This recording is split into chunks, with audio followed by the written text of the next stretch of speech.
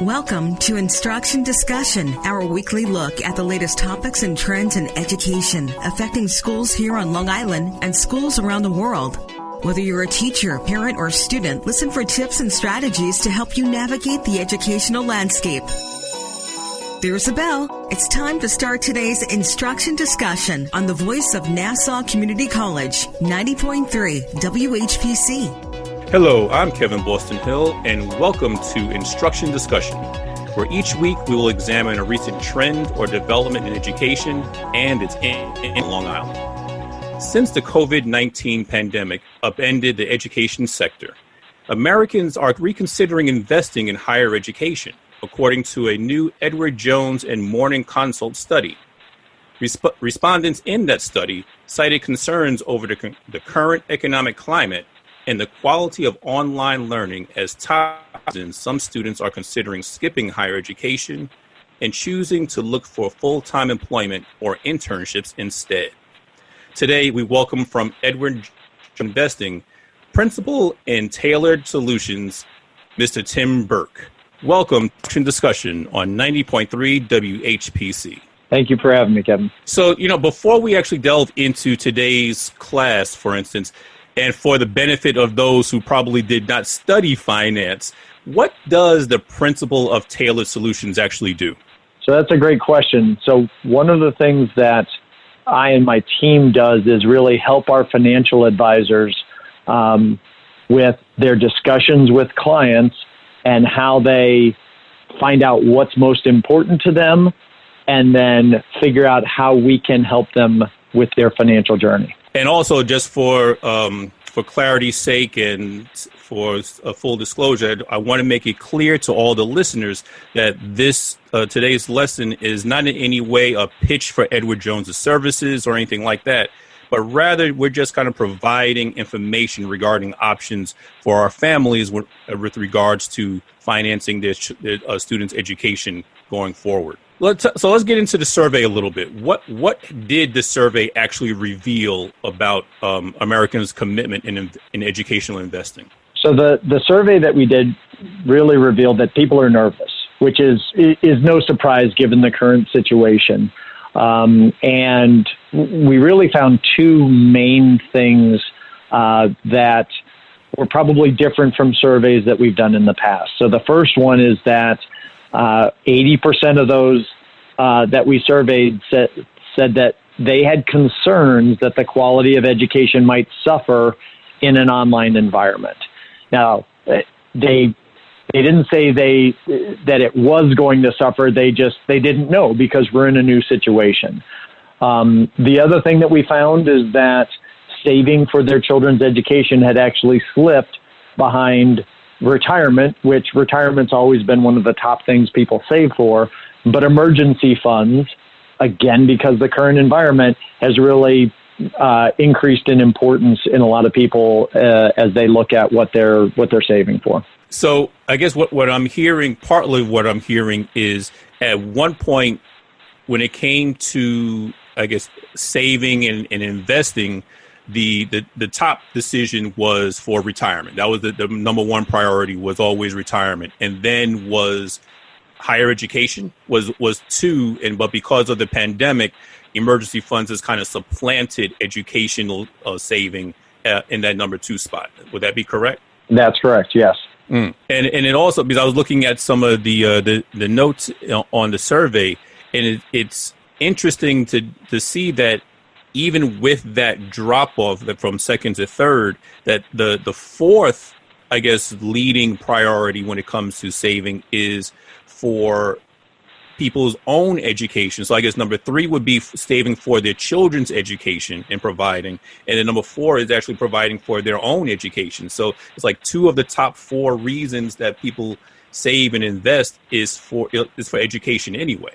Absolutely. And I think that really reflects, what we all, believe is, and that's that bright future really starts with a great education. And so even with the uncertainty, a sizable percentage of the people that we surveyed really are still looking at education as being one of the most important things that they're saving for. So let's play this in two different realms here, because I know when I was growing up, and we won't say how long ago that was, but there was always the idea that you start saving pretty much, or the advice was you start saving for your children's college education pretty much as soon as they're born. So what would so let's do this pre-pandemic. What would be a good time would have been a good time for people to start saving, and now post-pandemic, what's a good time? So that's a really good question, and what I would say is that is one thing that the pandemic hasn't changed. If you look at just the history of investing in general, the longer that you're invested, generally the better off you are. So the earlier you can save, and you could call it the power of compound interest, but the earlier that you can start saving and investing for anything, and particularly education, because there's a finite timeline there, the better off you're going to be. And is there a particular, maybe like a minimum amount that people should be thinking about, or would that really be dependent on their income levels? That's a great question. We get that a lot. It really is on what you can afford. To your point, the great thing about things like a 529 plan, which I know we'll be discussing, is that there's flexibility in some of these things. So even if you're saving for education, you're not necessarily locked into something, and so. We would say as much as you can, and as much as you prioritize it, and as much as you feel comfortable is what you should consider with your own with your own situation. What kind of, and like I said, we will get into the 529s in a second, but are there other resources that are available for people and at different income brackets? So let's say what kind of resources or investment strategies are available for people at different income brackets? So I think there's a number of options out there, and what I would say is the things that regardless of your income bracket, you're going to be paying some taxes, and so anything that you can look for that is going to help with that is going to be a boost to savings, because every dollar you don't pay in taxes is a dollar that you can then use for that education savings. And so it varies by income level, it varies by state, and so it's one of the reasons why we recommend talking to a financial professional, or at the very least going online and finding out what your particular situation is, given your income level and your state, to start to think through what your options are. So, I mean, since we did bring this up and we seem to be kind of dancing around this a little bit, let's look. What is a 529 plan? Again, for families who may not be aware, what is a 529 plan, and how can it help with college saving? So, a 529 plan is a plan set up, a savings plan that allows you to put money in. It grows free of tax. So when you pull the money out, as long as it's for education expenses, you don't pay any tax on any of the growth. And with money going in, if you are in a state where you pay state income tax, that money can go in tax advantaged as well. So you can get a double benefit. What the 529 really does as well, and what we really like, is it gives you control and it gives you flexibility. And when we say gives you control, I don't know about you, but when I was 18 years old, if somebody handed me a pile of money that I was supposed to use for college, I probably wouldn't spend it responsibly. The beauty of the 529 plan is the parent or grandparent retains control of the account. So you control where the money is spent and how it's spent. And we know from talking to a lot of our clients, that's one of the big reasons they like a 529 plan. And then the other thing is flexibility. And there's flexibility in what you can spend it on, and there's flexibility on who you can spend it on.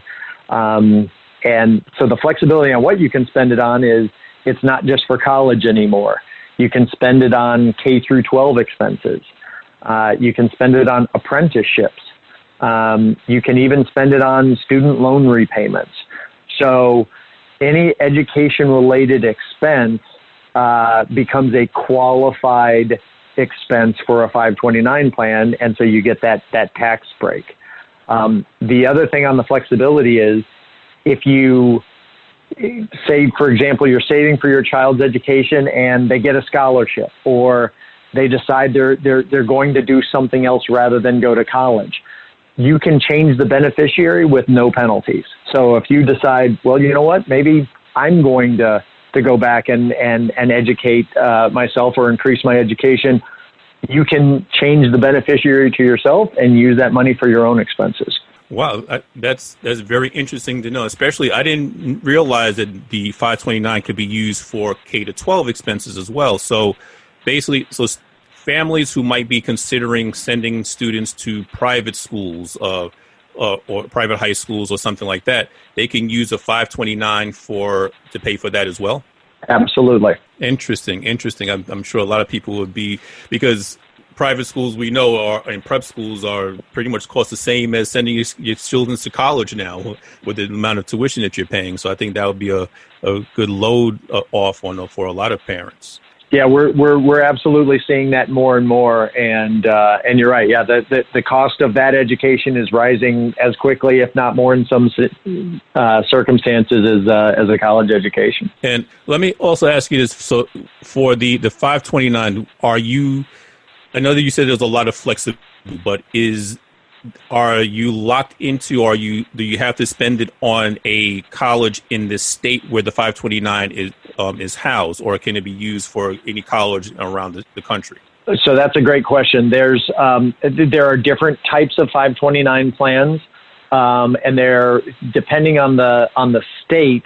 They may have certain things that you either spend it in state or not. So it's one of the reasons why we say either make sure that before you invest in a certain type of 529 plan that you're going in eyes wide open, understand what those potential restrictions are, and understand what you can use it for, what it's allowed to be used for. You are listening to Instruction Discussion on the voice of Nassau Community College, 90.3 WHPC.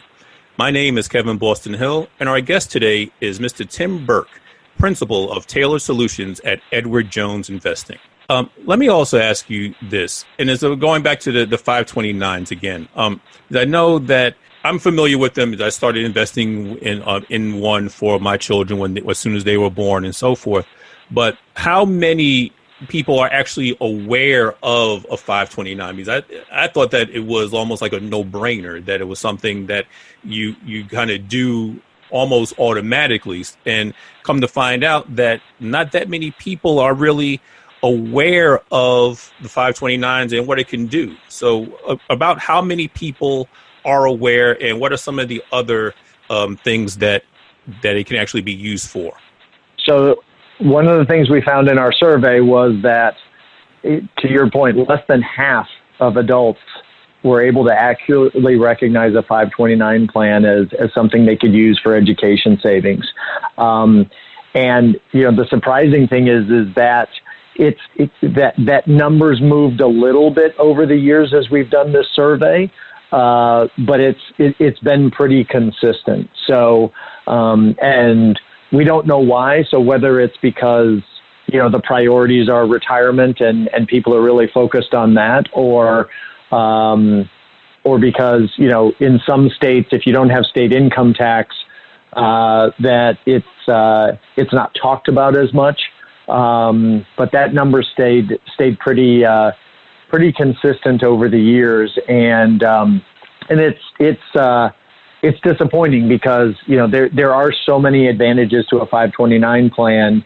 And it's one of the reasons why we're doing the survey, but also why, we really, all of our financial advisors whenever we have clients in, are making sure they're talking about, children's education, grandchildren's education, because it's so important. And that bright future really starts with that great education, regardless of where it comes from. We really want to make sure that everybody knows what their options are. You mentioned the flexibility of it too. More and more people we're finding are using it for things like apprenticeships as well, and that's something that's new. So if you've got a child that's decided that, hey, you know what, I don't know about you, but we can't find a plumber right now that can show up within the next 2 months.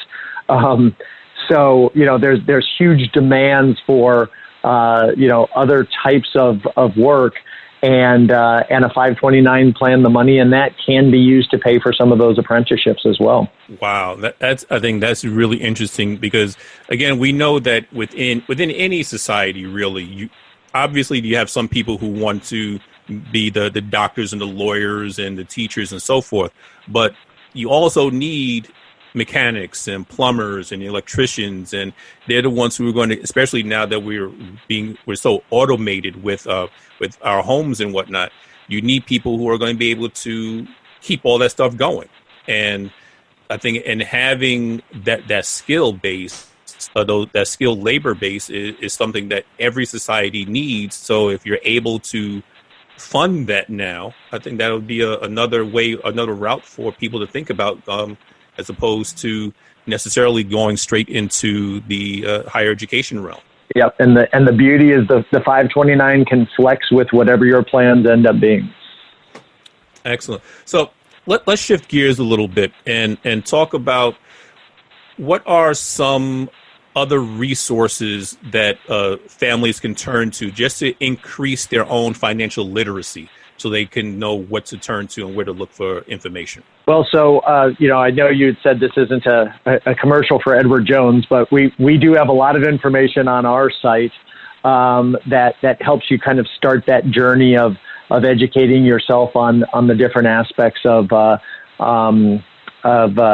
financial world. But one of the other things that we're doing is we want to make sure that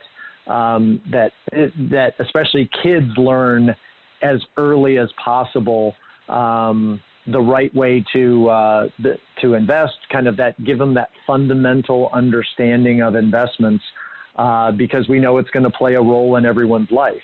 And so we were very excited. We partnered with a company called EverFi, and what we're doing is we're providing it's kind of a hybrid online and in classroom financial literacy experience for high schools. We started it in 3 markets, and our branch teams are serving as kind of that role model for both the students and the teachers, and really helping them understand the basics and start to educate themselves about what investing means and what it can do for them. And through the EverFi, I guess, what type of I know you said it's kind of like a hybrid model platform, but what type of, I guess, what's the classroom model per se or the educational model? What's the curriculum look like with the EverFi program? So that's the great thing. It's very flexible. So what we're doing is we're working with the individual teachers and saying, okay, how can this fit into what you're already teaching them?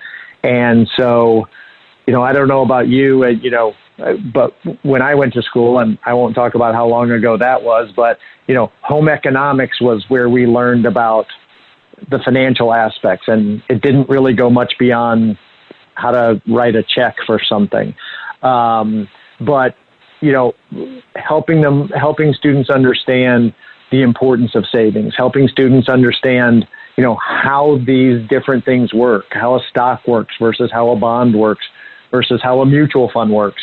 And really starting that education early, but really trying to weave it into what the teacher already has planned for the year is one of the huge benefits of the EverFi program. Now, is this program accessible only through schools? So would the school have to contact, say, Edward Jones or you at Edward Jones to have the program brought into them, or can families actually just access the website directly? So I believe that the program that we have is directly with the individual schools, and we're actually right now in 3 markets in Maryland, Massachusetts, and in St. Louis as well. We are looking to expand it, but EverFi has really they work through organizations rather than through individuals. So I know that EverFi does workplace training. They do community engagement through community groups as well. So if that's something that, if you're a leader, or if you're looking to bring some of that maybe even into your workplace or into your community, EverFi would have a solution for that. But what we've focused on at Edward Jones is really the education in high schools. And do the high schools have to pay for anything to bring this program into their schools? No, there's no cost to them at all. I think that's a really big question because, especially with the pandemic, a lot of schools have had to cut back on some of their expenses and some of their resources and things. So anything they can get for free, I'm sure that they'll want to go for. Yeah, absolutely. And what I'll also say too is, we also did a professional development conference with about 3,000 teachers nationwide with EverFi. So not only just helping the students, but also helping teachers with that financial literacy. So where can people go to get more information about EverFi? And also just about what some of the other resources and solutions that Edward Jones may have to offer. So for Edward Jones, I would say going to edwardjones.com, and you can either, if you specifically want to talk about a 529 plan, you can go to /529. We've got a ton of information on there. And then for EverFi, if you're interested in contacting them directly, they're at everfi.com. So for the 529 is edwardjones.com/529. And then for EverFi, just go to their website directly and they will be able to figure out the proper solution to solve whatever issue that you're looking for. Yep. What else or other resources do you happen to have on the Edward Jones site that would help families to make better informed decisions when it comes to not just for investing in their students' education, but just investing in general?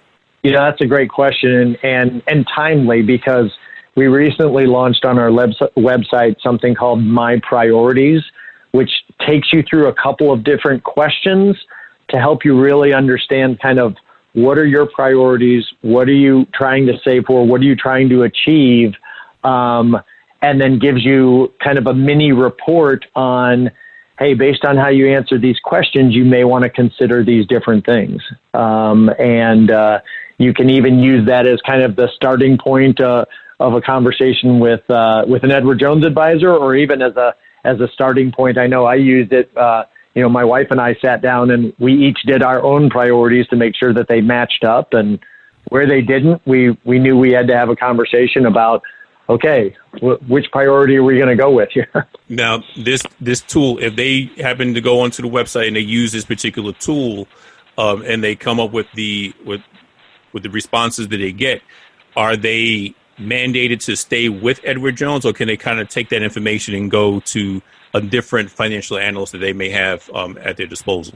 Oh yeah, no, they're not. We don't lock anybody in on that. In fact, that report is something that they can keep and print out for themselves. Great, thank you. So let me ask you this, and if you had to leave our audience with one final thought about educational investing, or again, investing in general, because we want to make people financially literate. what would that thought be? I would say first and foremost that we believe a bright future starts with a great education. And so whether that education is through formal schooling or apprenticeship or wherever life takes you, we recommend figuring out your education savings options. And in a lot of cases that involves talking to a financial advisor. And then on investing in general, there are always uncertainties in the short term. But when you're looking to invest, you should always look to the long term, because as you think about your future, there are a number of things that are going to be temporary, but the need to retire, the need for a number of your goals in life are usually long term, and investing can absolutely help you get there better than just about any other vehicle. Great advice. And I hope people were taking notes and be able to utilize a lot of the resources that you were able to give to us today. So we'd like to thank our guest, Mr. Tim Burke, Principal of Tailored Solutions at Edward Jones, for coming to our classroom today. Thanks, Kevin. So once again, my name is Kevin Boston Hill, and thank you for listening to Instruction Discussion right here on the voice of Nassau Community College, 90.3 WHPC.